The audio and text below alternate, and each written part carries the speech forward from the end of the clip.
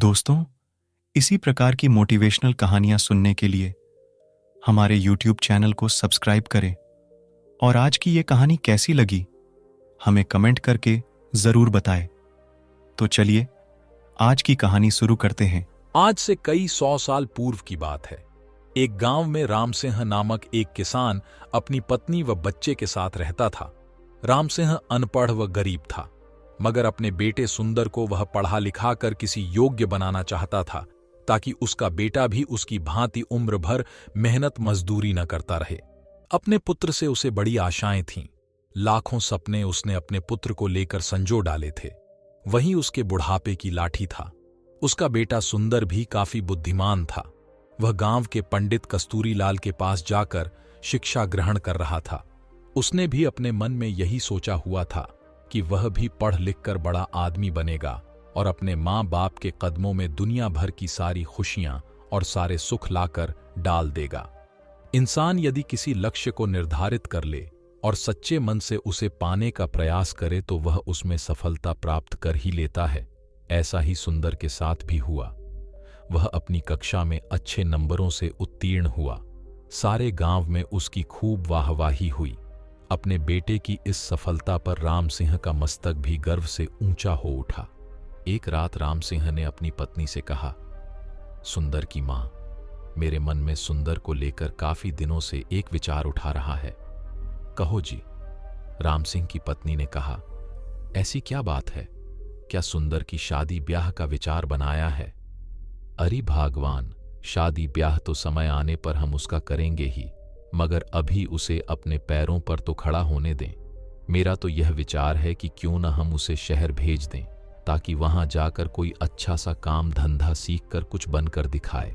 यहाँ गांव में तो बस मेहनत मजदूरी का ही धंधा है। पढ़ने लिखने के बाद भी यदि उसे यही धंधा करना है तो पढ़ाई लिखाई का लाभ ही क्या है? हमारा तो अपना कोई खेत भी नहीं है जिसमें मेहनत करके वह कोई तरक्की कर सके।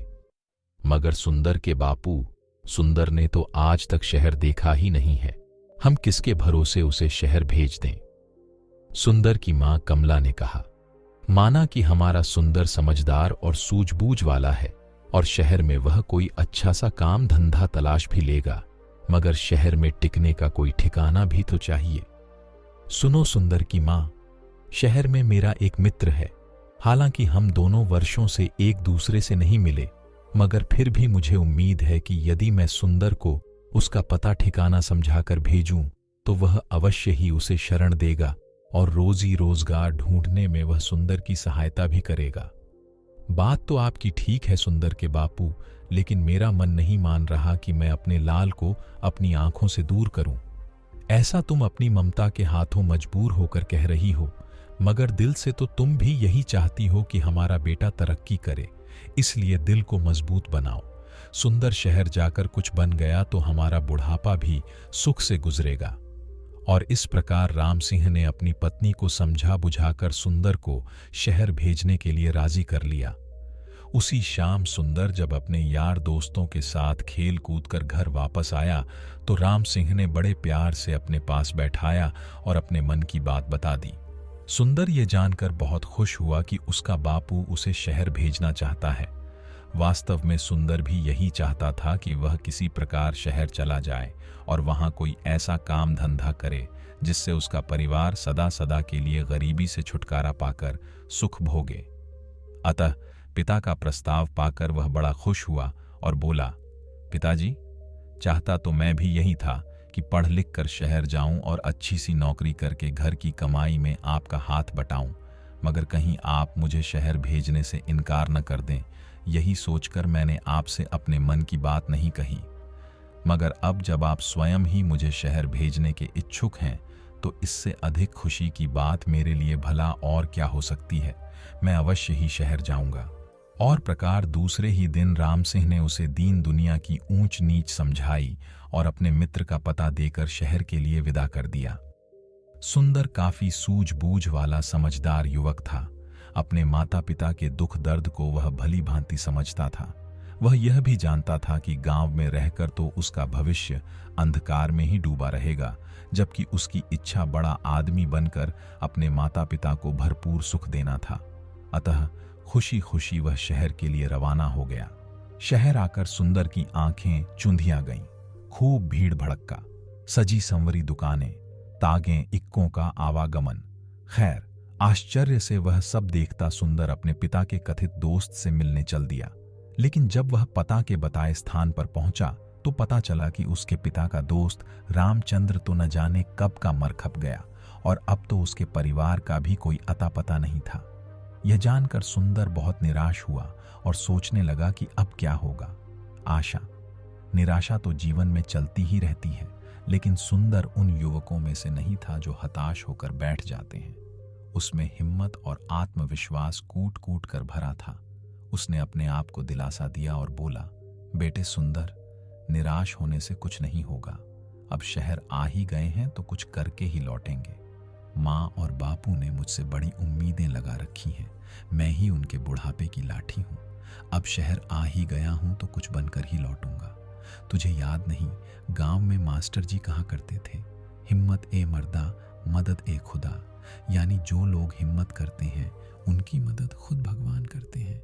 अपने आप को इसी प्रकार हौसला बंधाता हुआ सुंदर पूछता पूछता एक सराय में आकर ठहर गया। उसने स्नान आदि से निवृत्त होकर थोड़ा आराम किया, फिर किसी नौकरी की तलाश में निकल पड़ा। वह जहाँ भी नौकरी मांगने जाता, दुकानदार उसके बातचीत करने के ढंग और उसकी सूझबूझ से प्रभावित तो होता, किंतु कोई जान पहचान न होने के कारण उसे नौकरी नहीं मिल पाती थी। इसी प्रकार कई दिन गुजर गए। सुंदर गांव से अपने साथ जो रुपया पैसा लेकर आया था वह भी लगभग समाप्त होने को था। अब तो सचमुच सुंदर को चिंताओं ने आ घेरा। वह सोचने लगा कि काश शहर में उसकी कोई जानकारी होती तो अवश्य ही उसे कोई नौकरी मिल जाती। एक दिन की बात है, सुंदर थक हार कर एक पेड़ के नीचे बैठा मौजूदा स्थिति के विषय में सोच रहा था। उससे कुछ ही दूरी पर राज कर्मचारी पेड़ की ठंडी छांव में बैठे गपशप कर रहे थे। अनमना सा सुंदर उनकी बातें सुनने लगा। एक दूसरे से कह रहा था, कुछ भी कह भाई रामवीर, तू है बड़ा नसीब वाला। हम दोनों साथ साथ ही राज दरबार की सेवा में आए थे, मगर तू तरक्की करके राजा जी का खजांची बन गया और मैं रहा सिपाही का सिपाही। इसे कहते हैं तकदीर। तकदीर भी उन्हीं का साथ देती है गंगाराम, जो सूझबूझ और हिम्मत से काम लेते हैं। मैंने अपनी सूझबूझ से कुछ ऐसे काम किए कि महाराज का विश्वास पात्र बन गया और उन्होंने मेरी ईमानदारी देखकर मुझे खजांची बना दिया। न भाई, तू जरूर किसी साधु या फकीर से कोई मंत्र वंतर पढ़वा कर लाया होगा जो इतनी जल्दी इतनी तरक्की कर ली, वरना मैं क्यों न किसी ऊंचे पद पर पहुंच गया। भैया, तू मुझे भी अपनी कामयाबी का राज बता। तेरे जैसे लोग इसी चक्कर में रहते हैं कि पकी पकाई मिल जाए और खा लें। अरे भाई मेरे, अगर इंसान में हिम्मत, हौसला, ईमानदारी, साहस और सूझबूझ हो तो वह पहाड़ को खोदकर नदी बहा दे।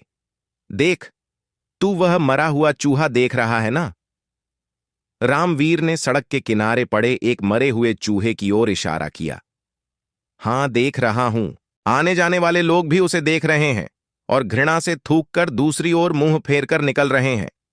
रामवीर भाई, मैं तुझसे तेरी कामयाबी का रहस्य पूछ रहा था और तू मुझे मरा हुआ चूहा दिखा रहा है। ये क्या बात हुई? गंगाराम, मैं तुझे कामयाबी की बाबत ही बता रहा हूं। सुन, लोग उस मरे हुए चूहे पर थूक कर जा रहे हैं, मगर कोई सूझबूझ वाला इंसान इस मरे हुए चूहे से भी 4 पैसे कमा लेगा। भैया मेरे, अक्ल का इस्तेमाल करने से ही इंसान कामयाबी हासिल करता है, जंतर मंतर से कुछ नहीं होता। मैं समझ गया भाई रामवीर, निराश सा होकर गंगाराम बोला। तू मुझे अपनी कामयाबी का राज बताना ही नहीं चाहता। खैर, कभी तो मेरे भी दिन बदलेंगे। अब चलते हैं। इस प्रकार वे दोनों राज कर्मचारी उठकर चले गए। वे तो चले गए, मगर खजांची रामवीर की चूहे वाली बात ने सुंदर के दिमाग में खलबली सी मचा दी। उसके दिमाग में रामवीर की कही बात बार बार गूंज रही थी। लोग उस मरे हुए चूहे पर थूक थूक कर जा रहे हैं, मगर कोई सूझबूझ वाला इंसान इस मरे हुए चूहे से भी 4 पैसे कमा लेगा, 4 पैसा कमा लेगा, 4 पैसे कमा लेगा। सुंदर सोचने लगा, खजांची की बात में दम है। जिस देश में मिट्टी भी बिकती हो वहां कोई चीज बेचना मुश्किल नहीं, मगर इस मरे हुए चूहे को खरीदेगा कौन? कैसे कमाएगा कोई इससे 4 पैसे।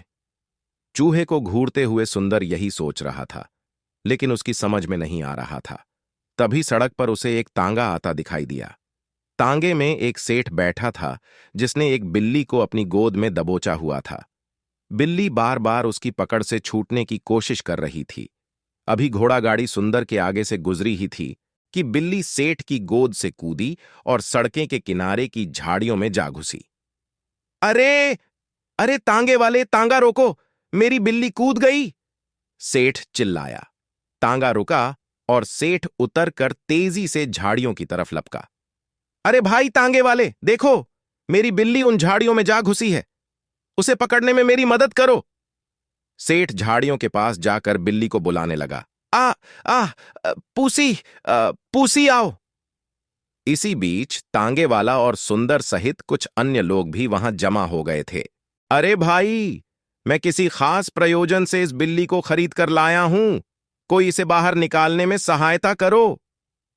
सेठ बेताब होकर एकत्रित हो गए लोगों से गुहार कर रहा था, जबकि झाड़ियों में घुसी बिल्ली पंजे झाड़ झाड़ कर गुर्रा रही थी। देख नहीं रहे हो सेठ जी कि बिल्ली किस प्रकार गुर्रा रही है? एक व्यक्ति बोला। हाथ आगे बढ़ाते ही झपट पड़ेगी। ये सब देखकर सुंदर के मस्तिष्क में राजा के खजांची की बात गूंज गई। कोई सूझबूझ वाला इंसान इस मरे हुए चूहे से भी 4 पैसे कमा लेगा। सुंदर के मस्तिष्क में धमाका सा हुआ और तुरंत उसके मस्तिष्क में एक युक्ति आ गई।